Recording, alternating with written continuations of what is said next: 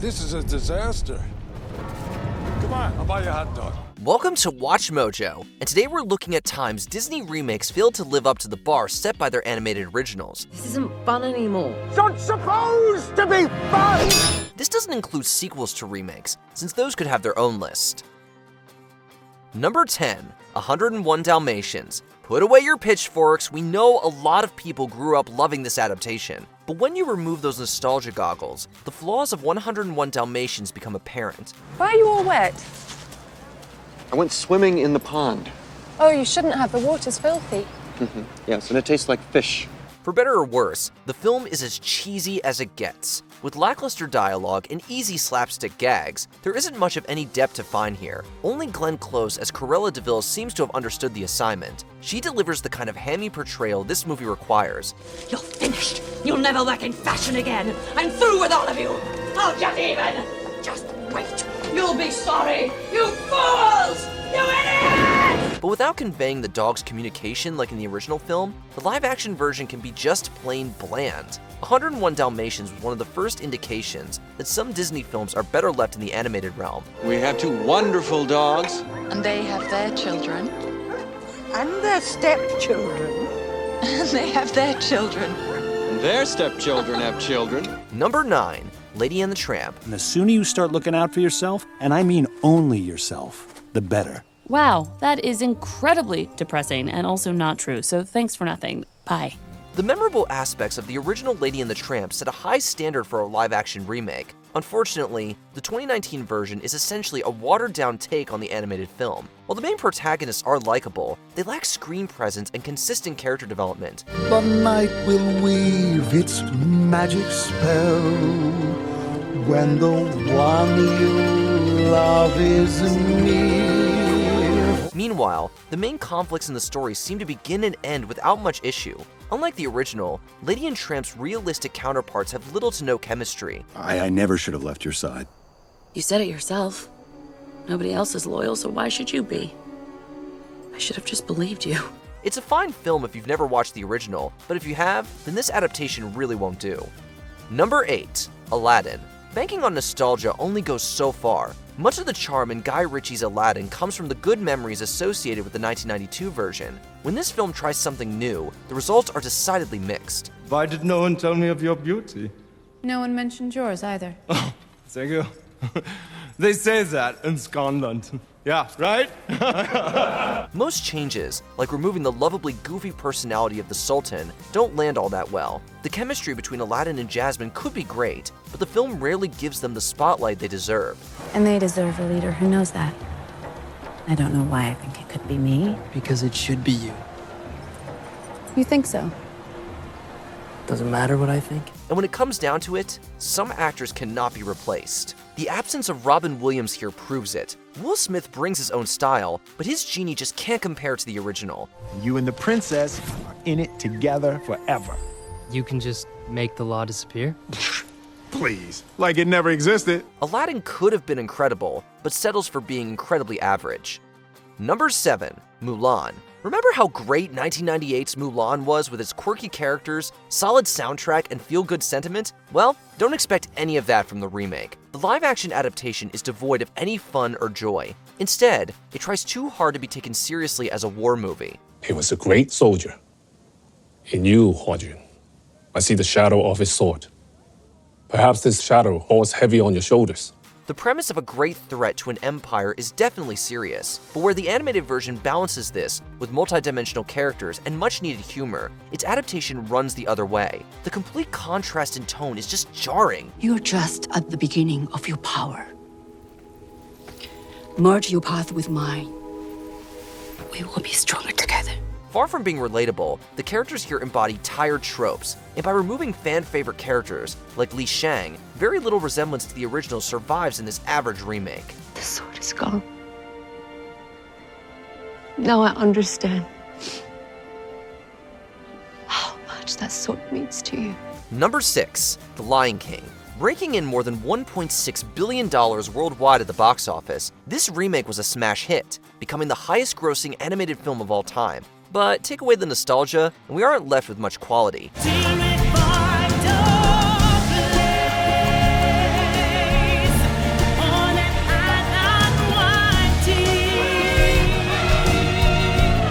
biggest letdown of The Lion King in 2019 is its failure to capture the emotions of the characters. The film is like watching a nature documentary as the animals roam around with blank expressions. He tries to save me. It was an accident.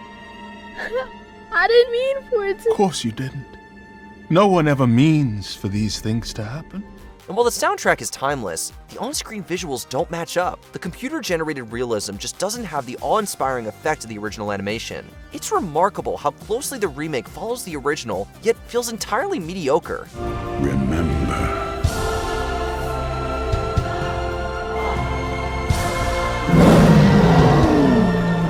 Number 5. Allison Wonderland.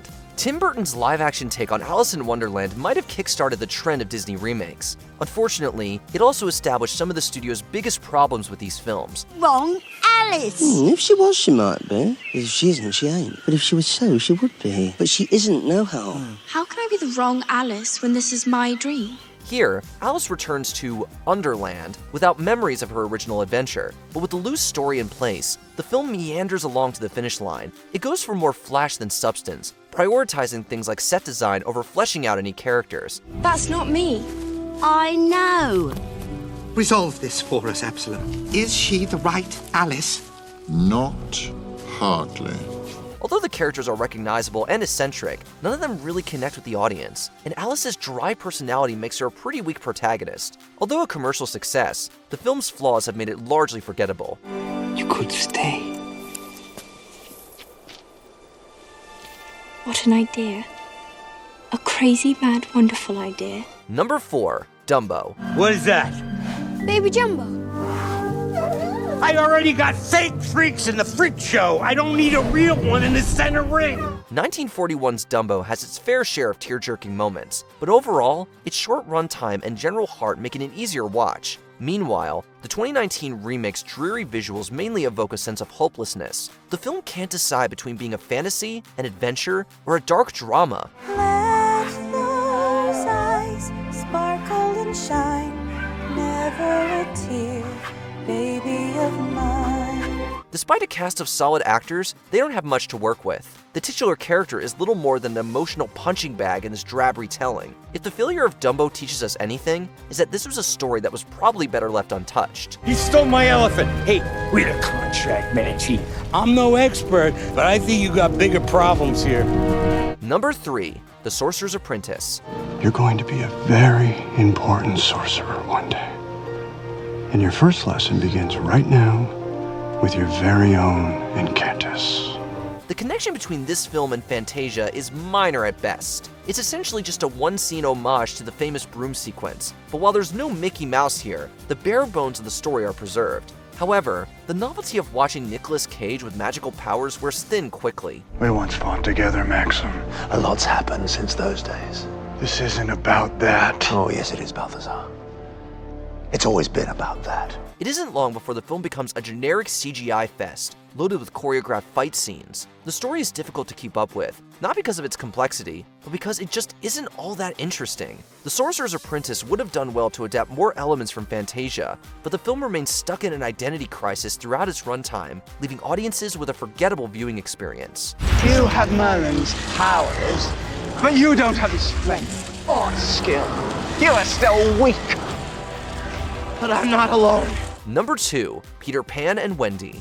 Faith, trust, and pixie dust. No. No pixie dust this time. No magic. No tricks. Just a little help from my friends. Another remake that suffers from lifeless cinematography and terrible characterization, Peter Pan and Wendy is practically a shell of its animated predecessor. Far from possessing the wholesome dynamic they had in the original, the titular duo come across as rivals more than anything else. I really thought you'd be happy here. Yes, I did too. But Neverland's not exactly what I was expecting. Peter's constantly antagonizing personality could qualify him as a villain in his own story. And when she isn't going around slapping Peter, Wendy spends the film whining about one thing or another. You have a magical fairy that makes you fly. And a gaggle of children that do your bidding with a princess that cleans up your messes while you're off gallivanting with pirates. You know things aren't right when Captain Hook is the most likable character. The original certainly has its issues, but the remake has no shortage of them either.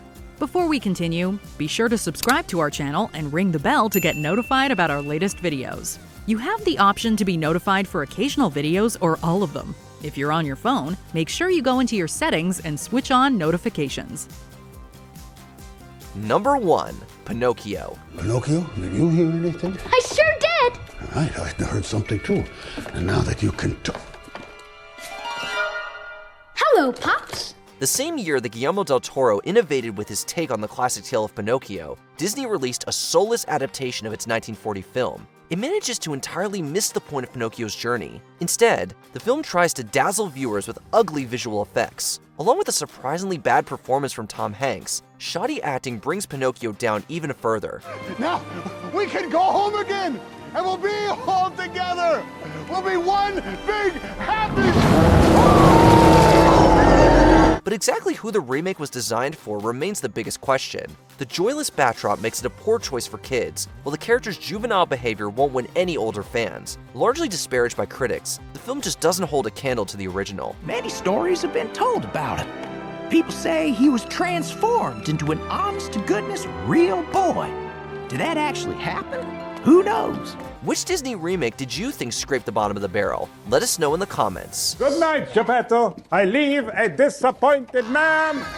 Did you enjoy this video? Check out these other clips from WatchMojo, and be sure to subscribe and ring the bell to be notified about our latest videos.